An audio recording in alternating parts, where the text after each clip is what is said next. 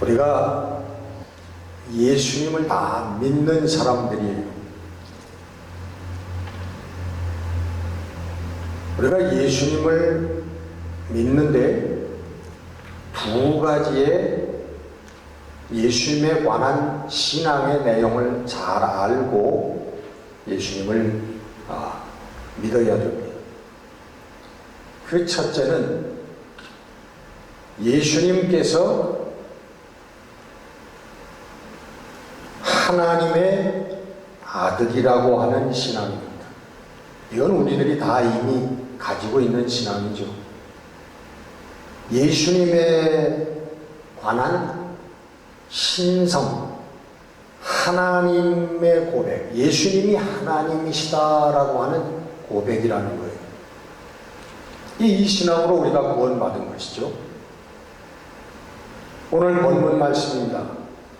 예수께서 하나님의 아들, 하나님의 아들이심을 믿는 자가 아니면 세상을 이기는 자가 누구냐?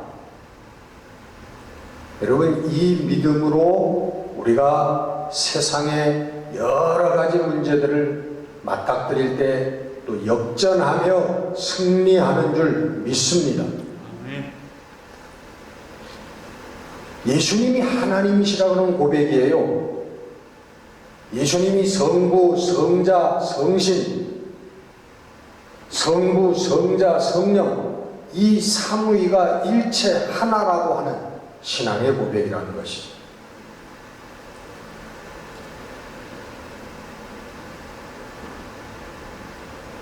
예수님의 이 신성은, 하나님 되심은 예수님의 능력과 예수님의 가르치심에서 증거가 됩니다.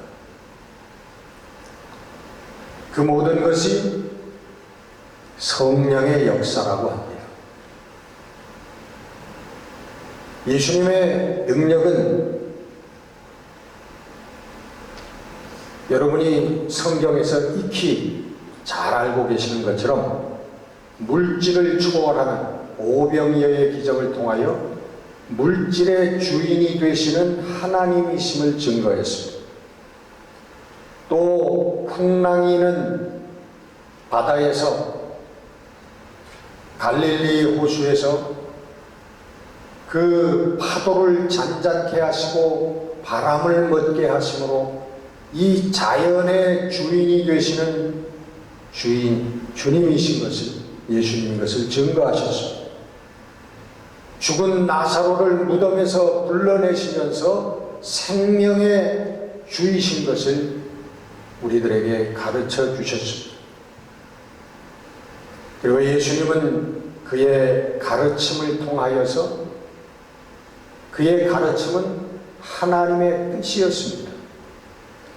우리 예수님께서는 본문에 하나님께 듣지 않은 것은 성경 말씀에 말하지 아니한다 하셨습니다.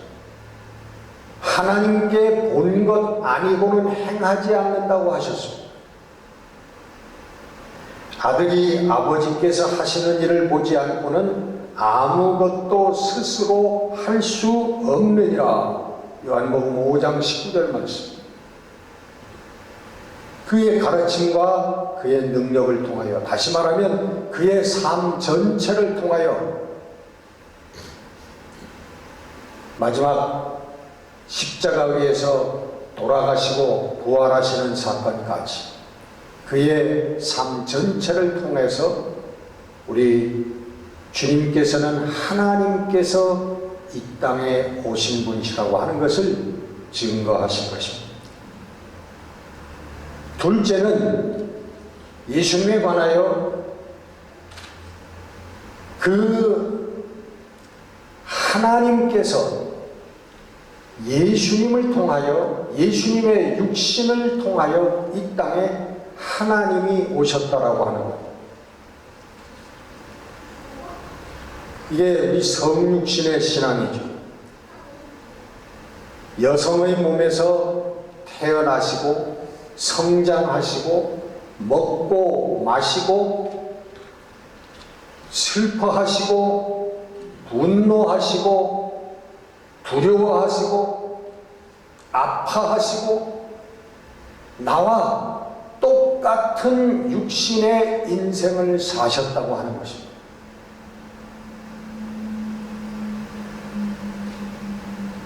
요한 사도는 바로 이 부분을 우리 신앙의 키 포인트라고 얘기합니다. 요한일서 4장 우리 2절 3절 예수 그리스도께서 육체로 오신 것을 시인하는 영마다 하나님께 속한 것이요 시인하지 아니하는 영마다 하나님께 속한 것이 아니니 속하지 아니한 것이니.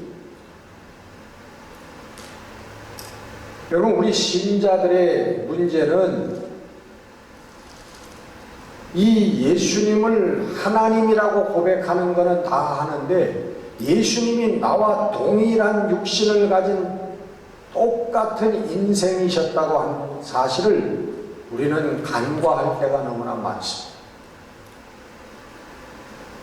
예수님을 구세주라고 고백하지 아니하는 불신자들, 세상의 사람들은 반대로 예수님이 인간이셨다라고 하는 것은 다 인정하는데 그가 하나님이셨다라고 하는 것은 인정하지 않는 거예요.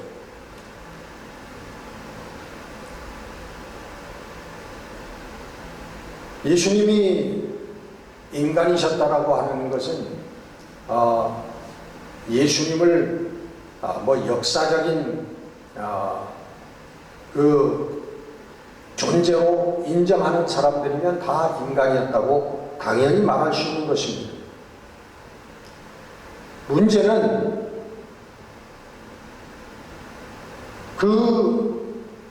우리 옆집에 살았던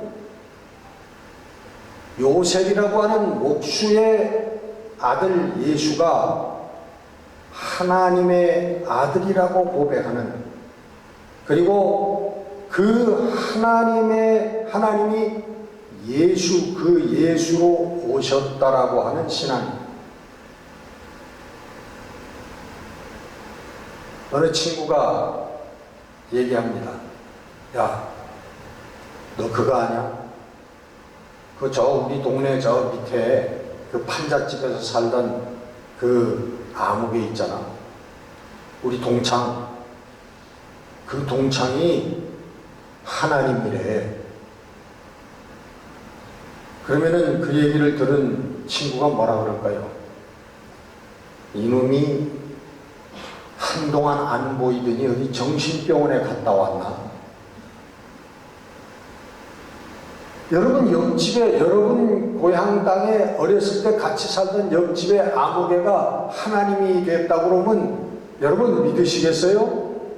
그게 쉽게 믿어지겠냔 말이에요. 우리는 너무나 시간적인 차이가 있고 만져보고 보지도 못하고 듣지도 못했던 그 예수이기 때문에 예수님이 하나님이시라고 하는 신앙 고백이 어쩌면 쉬울지도 모르지만, 여러분, 그의 누이가 내 와이프고, 그의 동생들이 우리와 함께 있고, 내가 그의 아버지 어머니를 아는데 그를 하나님이라고 고백할 수 있겠냐 말이에요.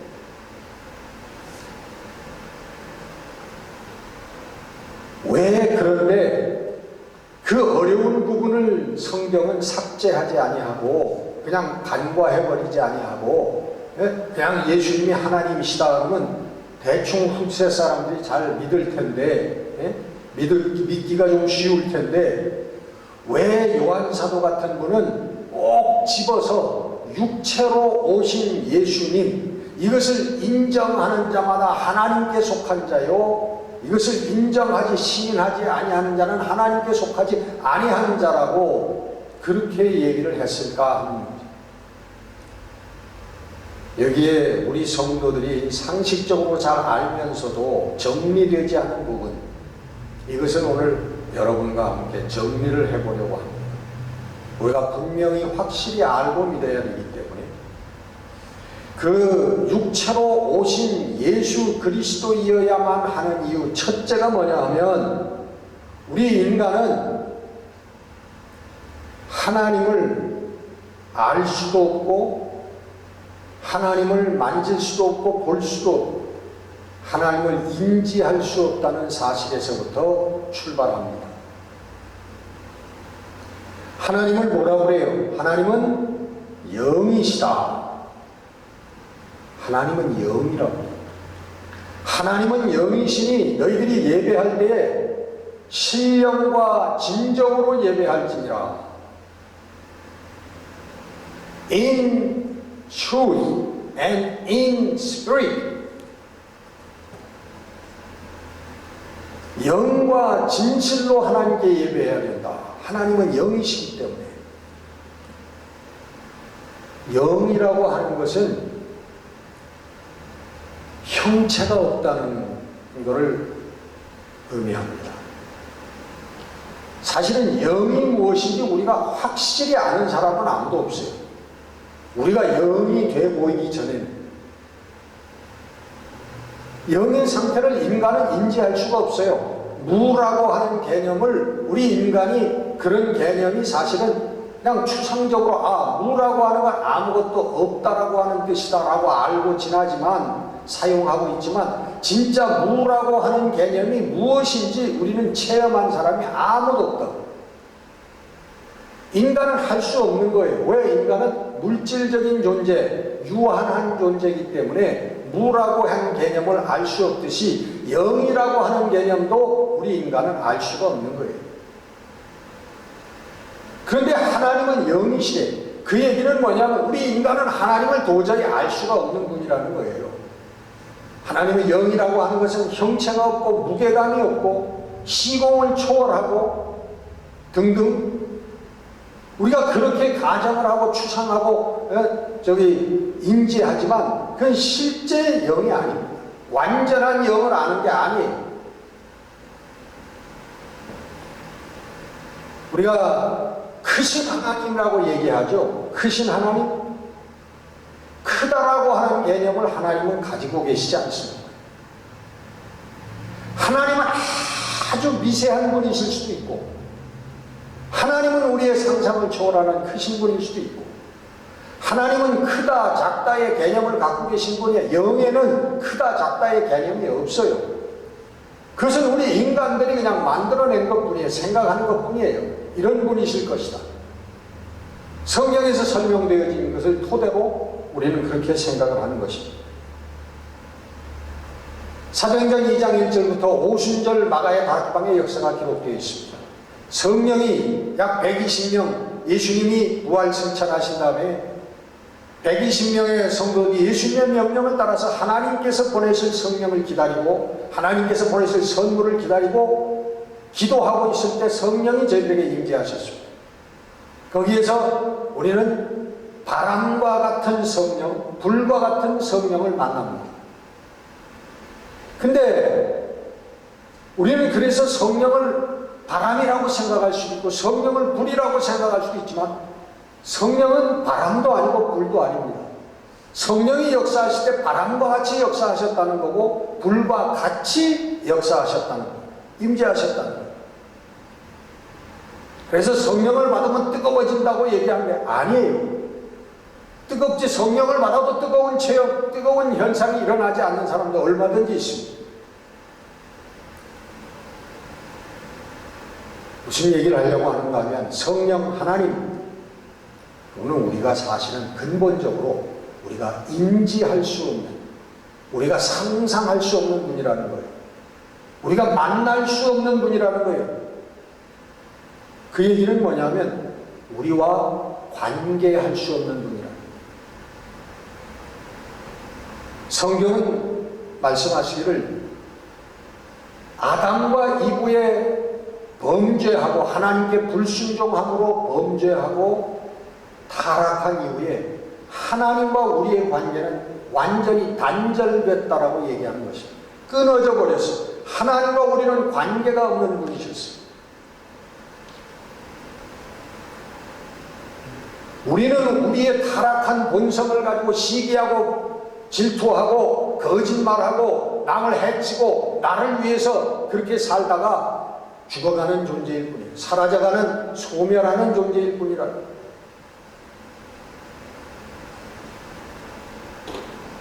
이 하나님과 다시 우리 인간이 관계를 맺기 위해서는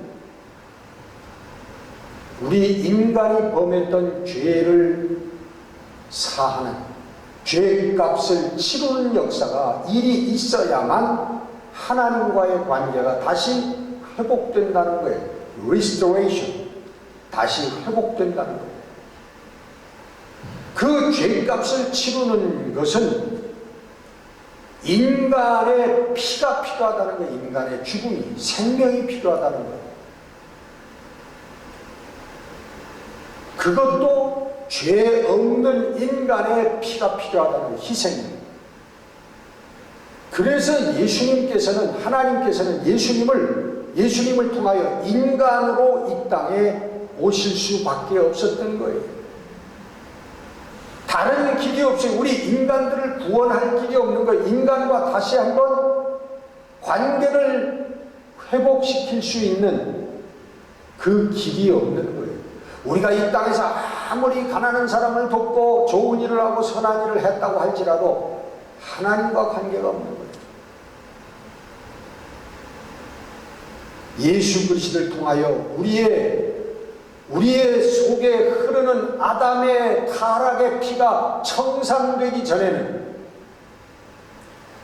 하나님과의 관계가 맺어지지 못한다는, 하나님께로 나아가는 통로가, 길이 열리지 못한다고 하는 것입니다.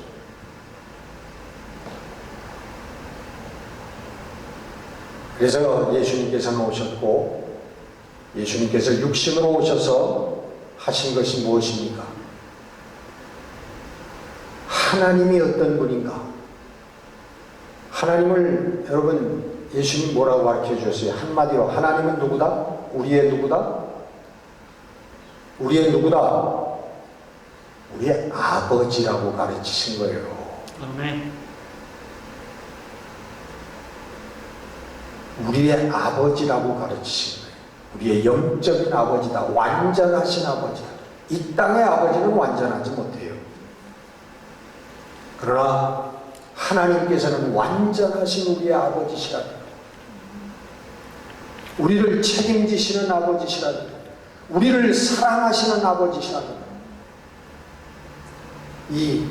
그래서 우리는 예수님도 단 한 번도 여호와 하나님이라는 얘기를 하신 적이 없어요. 사도들도 여호와 아버지, 여호와 하나님이라는 여호와를 부른 적이 없어요. 초대교회 성도들도 여호와라고 하는 명칭을 쓴 적이 없어요. 신약 성경에 초대 성도를 비롯하여 모든 초대 성도들, 사도들이 여호와라고 하나님을 부른 흔적이 있다면 저한테 가져오세요. 신약 성경을 아무리 봐도 하나님을 여호와라고 부른 사람은 예수님 이후에 아무도 없어요. 예수님을 비롯해서. 뭐라고 불렀어요, 우리는?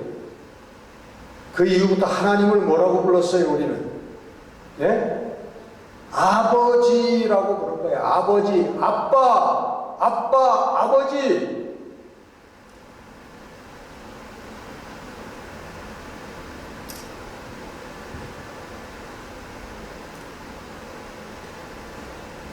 이 하나님이 어떤 분이신가를 보여주셨고, 그 하나님의 뜻이 무엇인가라고 하는 것을 가르치십니다.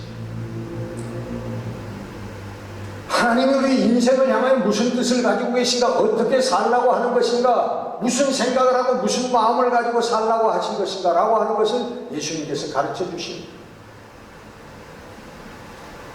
그 가르침을 받아들이고 이 세상적인 삶에서 우리가 돌이키면, 회개하면 바로 하나님의 영이, 성령이 임하여 우리가 성령과 함께하는 구원의 삶이 이루어진다고 말씀하고 있는 것입니다. 아멘.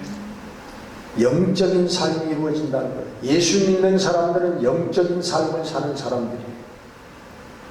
영적인 삶이 여러분 뭐예요? 영적인 삶 얘기하면 사람들이 자꾸 우리 성도들도 우리 믿는 사람들도 자꾸 귀신 씨나락 따먹는 소리만 합니다. 영적인 삶은 방언하는 것이요, 환상 보고 예언하고 뭐 입신하고, 여러분 그런 것들이 영적인 삶이 아니라고 하는 건 아니에요. 영적인 삶의 한 부분일 수 있어요. 그 다 한 부분들이에요. 그러나 정말 영적인 삶의 큰 기둥은 뭐냐? 큰 스트림은 뭐냐? 영적인 삶이라고 하는 것은 하나님의 뜻을 깨닫고 하나님의 가르침대로 나를 죽이면서 순종하며 사는 것. 이것이 영적인 삶인 줄 믿습니다. 우리 따라하십시오. 영적인 삶이란 하나님의 뜻을 깨닫고 예수님의 가르침에 나를 죽이며 사는 삶이다. 이게 영적인 삶이라는 거예요. 아무리 방언 랄랄랄라 따따따다 수백만 마디를 수천 시간을 한다고 할지라도 예수님의 가르침에 나를 죽이고 순종하는 삶을 살지 못하면 다 울리는 꽹과리에 불과하다는 거예요.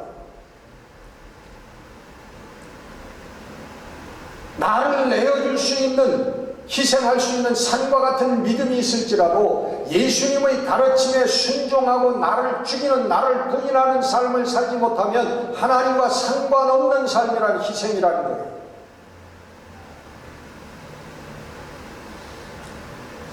영적인 삶, 우리 신앙생활이라고 바꿔 얘기할 수도 있습니다. 영적인 삶이 뭔가, 신앙생활이라고 하는 게 뭔가, 여러분 이것을 확실히 알고 이 토대 위에 살아가야 되는 거예요. 이 토대 위에 교회 생활을 해야 되는 거예요. 이것을 모르기 때문에 뭐 이렇쿵 저렇쿵 뭐 누가 어쩌고 저쩌고 시기 질투하고 잘난 척하고 이런 문제들이 교회에 생기는 거라고. 신앙생활, 영적인 삶이라고 하는 것은 예수님의 가르침을 받아들여가지고 그 예수님의 가르침대로 나를 부인하는 거예요. 나의 삶을 죽이는 거예요. 내 욕망을 죽이는 거예요. 내 욕심을 죽이는 거예요. 내 성격을 죽이는 거예요. 예수님의 가르침에 순종하는 거예요. 이게 여러분 신앙생활이고 영적인 삶이라는 거예요. 이 삶을 사는 사람들 하나님 나라에 들어가는 것이지, 이걸 모르고 백날 교회에 왔다 갔다 할지라도 하나님 나라와는 거리가 먼 사람들이 되는 것입니다. 예수를 통해서만, 예수님을 통해서만 우리 인간은 이 하나님, 이 영적인 삶을 깨달을 수가 있게 되는 거예요. 하나님이 창조주이심을 우리는 예수님을 통해서 알게 되었습니다. 아멘. 하나님께서 이 모든 것의 주인인 것을 우리는 예수님을 통해서 알게 되었습니다. 우리 성도들이 돈 문제 때문에 뭐 이 세상에 살면서 사업 문제, 자녀 문제, 뭐 남편 문제, 아내 문제, 여러 가지 문제들 때문에 고민하고, 심지어는 믿는 사람들 중에 그런 문제 때문에 자기의 삶을 버리는 사람들도 있어요.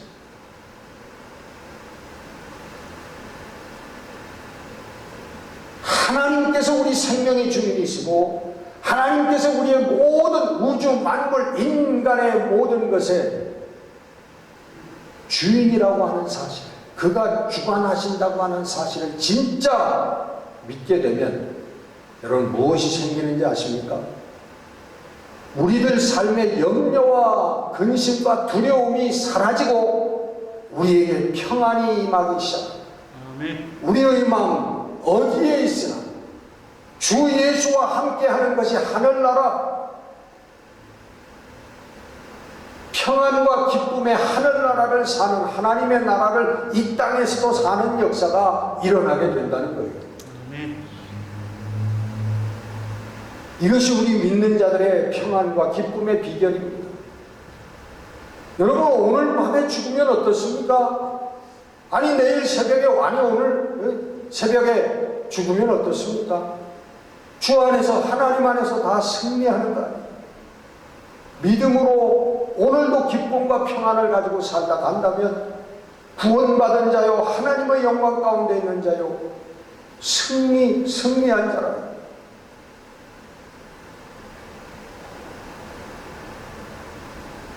여러분, 내 계산으로는 안 될 것 같지만 하나님께서 주관하심을 믿으면 우리들이 고민하던 문제들이 평안으로 해결되는 줄 믿습니다. 하나님께 맡기는 거예요. 하나님이 해결해 주실 만한 문제는 해결해 주시고, 하나님께서 이것은 아니다라고 하시는 건 해결 안 해 주십니다. 안 해 주시는 것도 기도의 응답인 줄 믿으세요. 감사하세요. 왜? 하나님께서 더 좋은 길, 더 다른 길을, 더 축복의 길을 하나님께서 마련하고 계시고 우리를 그 길로 인도하여, 하나님은 언제나 우리 최선의 길로, 최상의 길로 인도하시는 하나님인 줄 여러분 믿으시기를 바랍니다. 이게 우리의 힘이에요. 우리의 능력이고 우리의 평안과 기쁨의 비결입니다. 우리 신자들 중에서도 많이 봅니다. 믿음으로 살지 않고 세상적인 수단과 인간적인 머리를 쓰면서 사는 사람들을 봅니다. 그 사람들은 꼭 실패해요. 자기 계획대로 안 됩니다. 실패해요. 그러고서는 깨닫고 울고 불고 실패하고 나서 하나님께로 다시 돌아오고 순종하는 그런 모습들을 너무나 많이 봅니다. 하나님은 하나님대로 찬양하고 섬기면서 인간적인 머리를 쓰고 세상적인 수단을 방법으로 살려고 하는 자들은 꼭 여러분 실패하게 되어 있습니다. 세상 사람들은 그렇게 하면 성공할지 몰라요. 성공이라는 거 돈 많이 벌고 출세한다는 얘기예요. 세상에서 그럴 수 있어요. 그러나 믿는 사람들은 절대로 그렇지 않습니다. 하나님의 자녀가 된 사람들은 하나님께서 절대로 그 길을 허락하지 않습니다. 여러분 이거 분명히 아셔야 돼요. 그러니까 정신 차리고 믿음의 삶을 바로 살아야 된다는 거예요. 여러분 실패합니다. 양면성을 가지고 이중적인 신앙을 가지고 살면 여러분 실패해요. 아픔이 옵니다. 아픔이. 여러분 100% 믿음의 삶을 사는 여러분들이 되시기를 바랍니다. 100% 믿음의 삶을 살면 다 해결돼요. 하나님께서 완전하게 책임져 주십니다. 걱정하지 마세요. 예수 그리스도를 통해서 그 만물의 주인이신 하나님께서 나를 관심하시고 사랑하신다고 하는 사실을 우리는 알게 되는 것입니다. 나 같은 존재를. 여러분, 나가 누굽니까? 이 홍정걸 목사를 예를 들어보십시오. 태어나가지고 한 70 평생 살았고 어디에서 공부 좀 했고 또 신학도 공부를 해서 목사가 되고, 여러분 이것들이 하나님 앞에 무슨 요소란 말입니까? 하나님이 기억해야 될 무슨 의미와 가치가 있는 것들입니까?